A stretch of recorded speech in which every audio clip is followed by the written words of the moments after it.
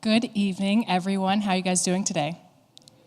All right. I'm Alexis Morgan, and I'm the digital content reporter for the Memphis Grizzlies. We want to welcome you all here today to the MLK Roundtable discussion and panel here at the historic Clayborn Temple. And we want to welcome people live on Grizzlies.com. The Clayborn Temple is very important because it served as a meeting place for Dr. Martin Luther King on several occasions. And this event today is an example of how Dr. Martin Luther King's dream is continuing. So without further ado, I'd like to turn it over to our moderator today. Her name is Kim Miller, who is a Vice President of Leadership and Education at RISE. Thank you, Alexis.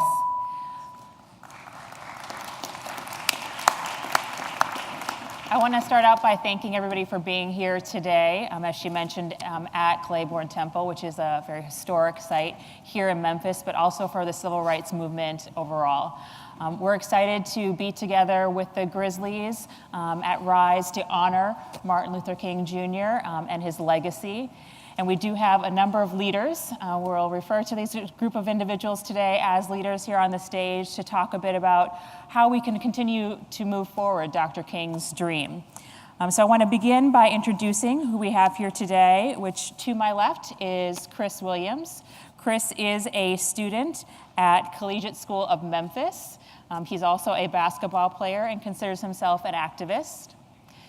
Next to Chris, we have Jaren Jackson of the Memphis Grizzlies, a rookie here in Memphis. We also have Kanah Myers, who is a student at Whitehaven.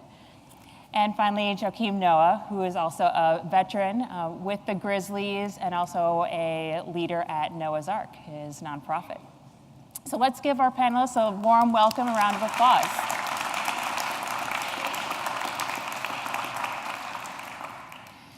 So as we've mentioned, today is about celebrating and remembering Dr. King.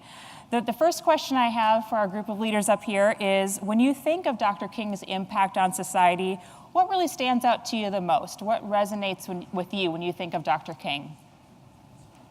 Well, Chris, yes. Well, usually when I think of it, what usually just comes to mind is just like the great outcome that comes after it usually. Tell us more about you said the great outcomes. Well, the great outcomes usually sometimes like you have like some struggles when you're starting off, like just saying like, such as if like just trying to get something started. So after you get it started, you see that you have more and more people that actually want to just be a part of it, and then you see you're starting just such a strong foundation. So it'll just get better and better as time grows more with it also. Absolutely, thank you. Anybody else, when you think about Dr. King, what stands out to you? You want to? You go ahead. The leadership was just tremendous. I think it's one thing to be a follower in such a big movement like the civil rights movement, and someone's got to kick it off, really. Someone's got to take that first step and gravitate towards everybody and try to bring everybody together to come towards a common goal, because, it was a divided issue, but, he was able to bring people all colors, people who weren't as informed to get informed on the issue, and just everybody came to make a difference. Because at the end, you saw, it was way bigger than when it started, and it was way more colorful than when it started. So, yeah. Absolutely, it's leadership. Kanah, anything for you? I agree with what they both said, but also what comes to my mind is everything that he did and how amazing it was at the end, and how he started from, like he said, nothing, and now it being so big. Mainly, I really think about how Martin Luther King has done so much, and how he's still working in us now, and how the effect is still happening now. And Joakim? When I think of Martin Luther King, I think of the impact that he left behind, the sacrifice. It's still something that resonates today, and it's something that, not just as Americans, but as people, we can be proud of.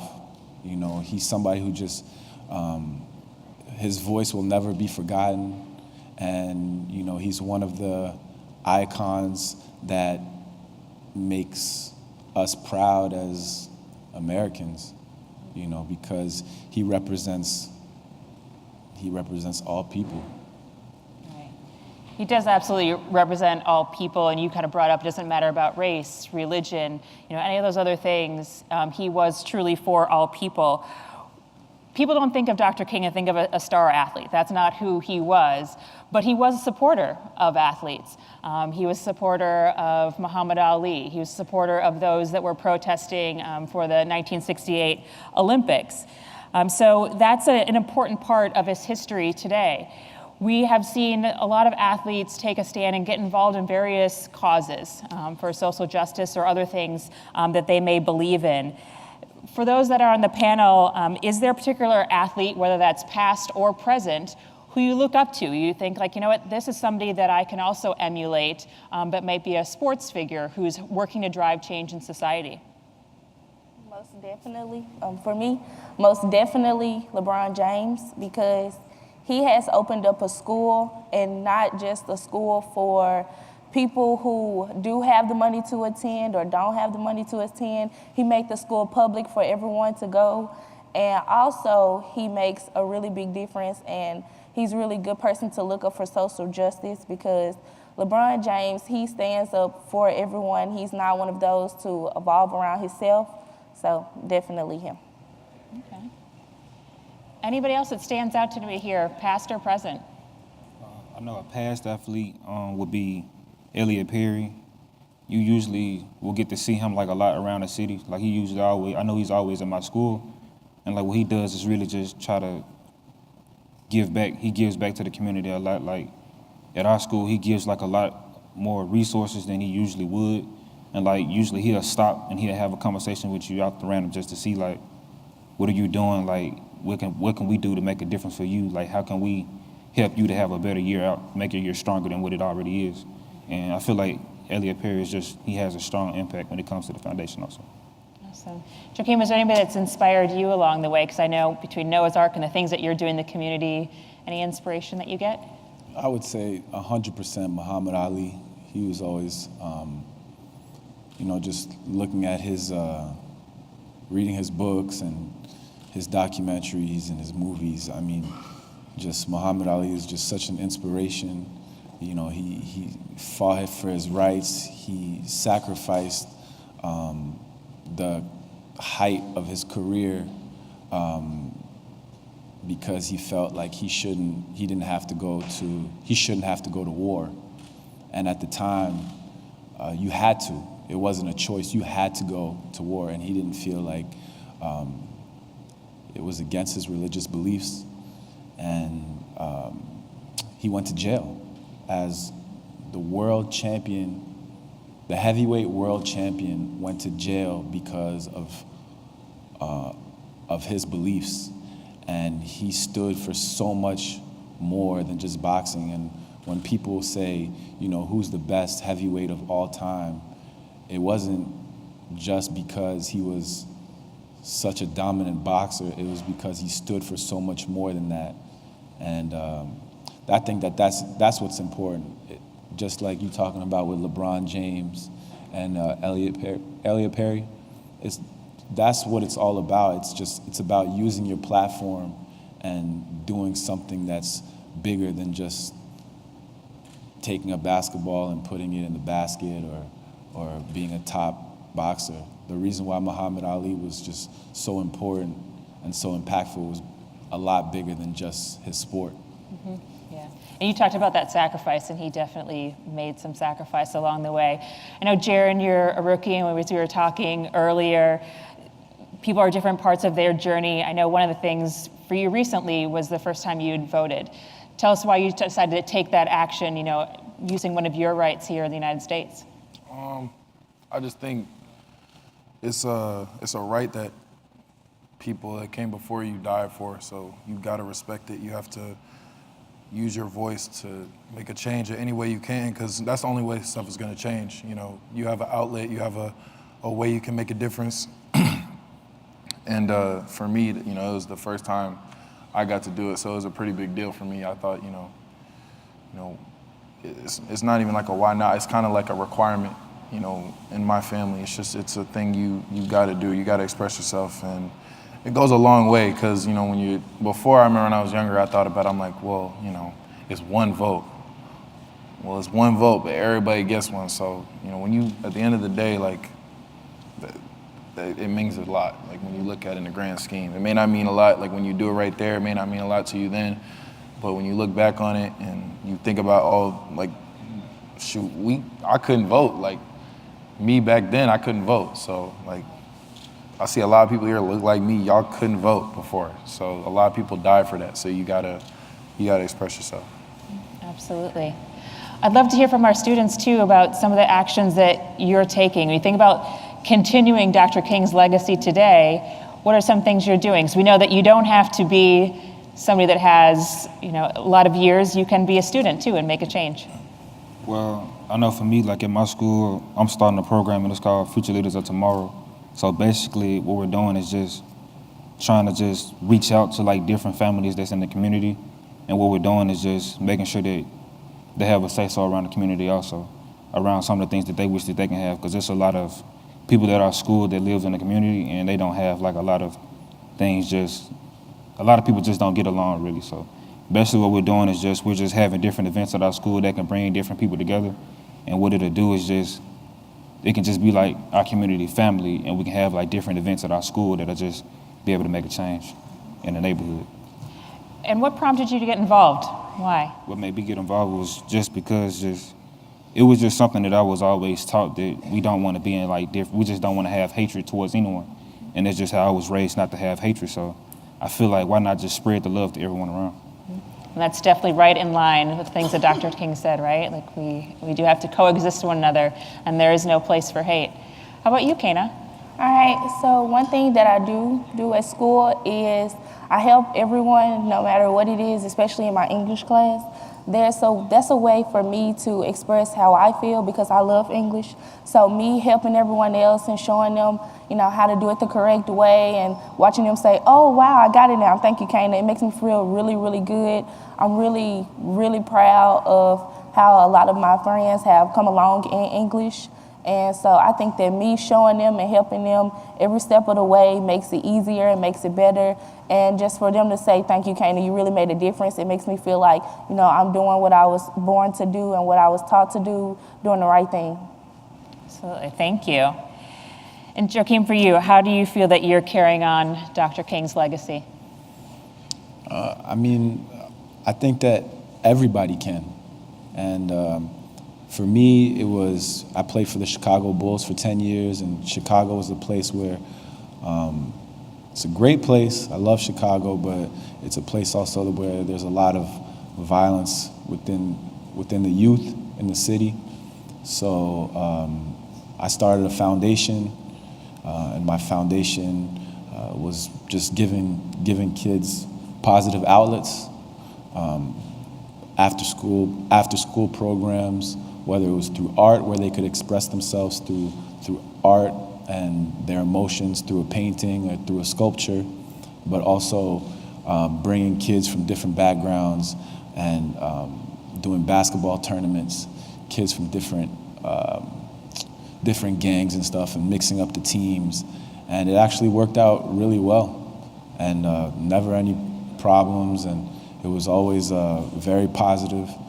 But I think that as basketball players, and I'm happy that I'm able to do this with my rookie, is that, it's important to use your voice and to do things, but it's also, you guys are, just because we're sitting here on a panel talking, you guys are just as important. Because you guys can see a younger kid in the neighborhood just going the wrong path or being influenced by the wrong people, and you guys can pull him and say, you know what, just reel him back in.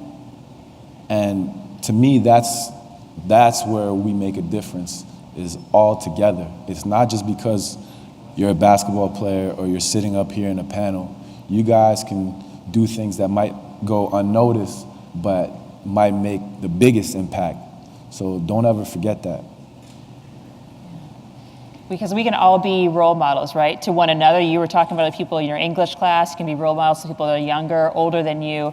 Everybody has that ability to be a role model.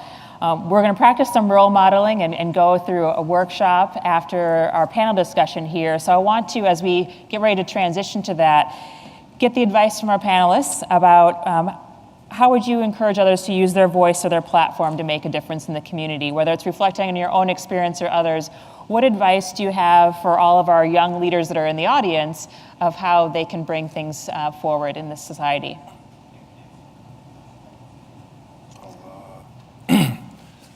I think the being a leader and being a role model is like one of the hardest things you can do.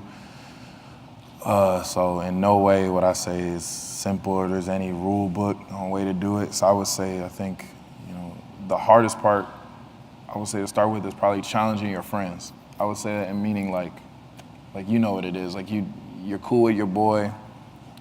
You didn't really want to say anything to him if you see him doing whatever. And you know it's wrong, you know he know it's wrong, something like that. You stepping out of your comfort zone, that's what it's really about. You get out of your comfort zone, you telling him, man, hey, you tell him what it is, he don't want to hear it, but it's not on you at that point. You expressed yourself, you got out of your comfort zone and told him, what's right. And at the end of the day, if they don't want to follow that, that's on them, but you proactively made a difference, and that's the hardest thing, challenging your friends, because you can do it to anybody. Like if I don't know somebody right there, I'll be like, hey man, that ain't right.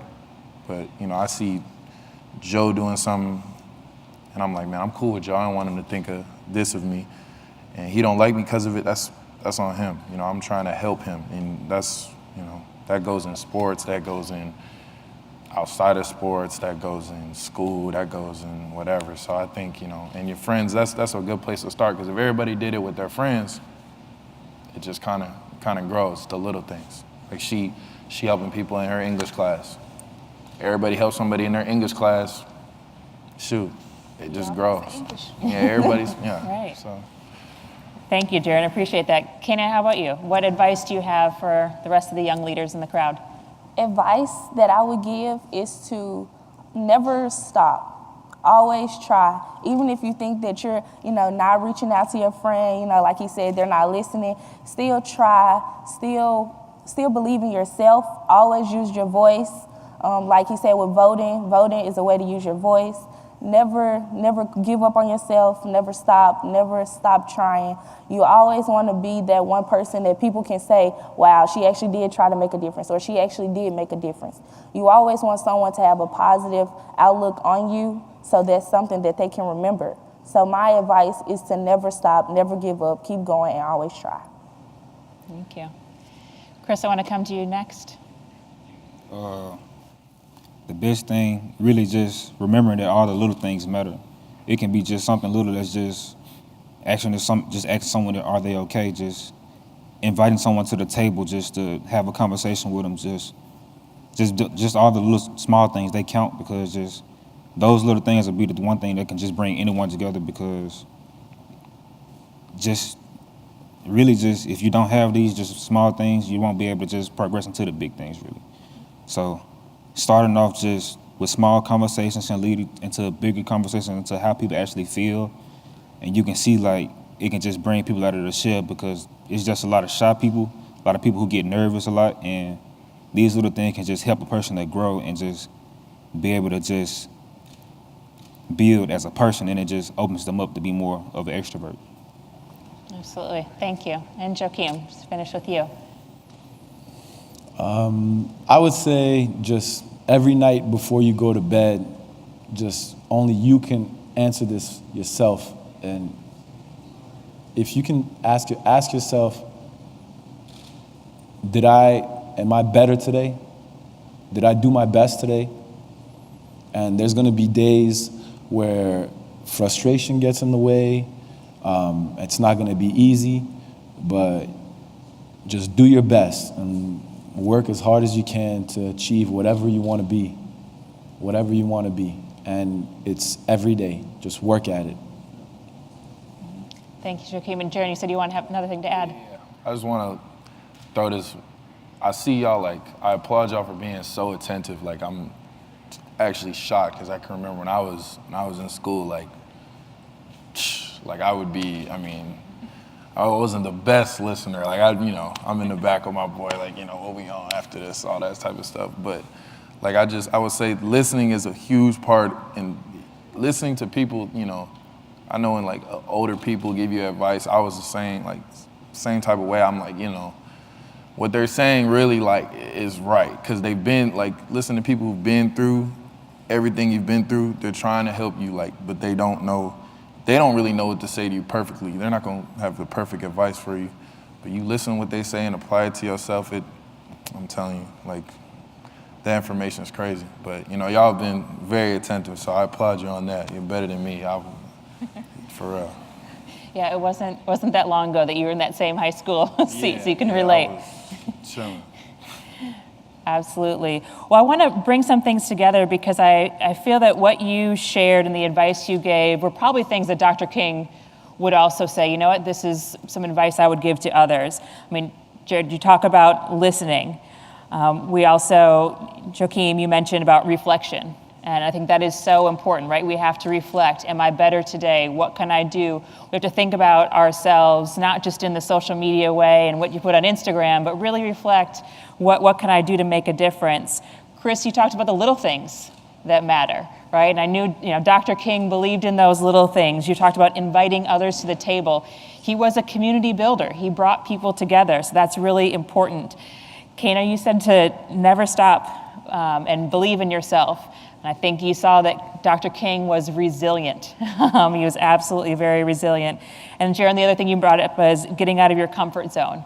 You imagine what Dr. King did throughout his lifetime, and Joakim brought it up, that sacrifice. He had to get out of his comfort zone. He was focused on also what Joakim brought up was making an impact.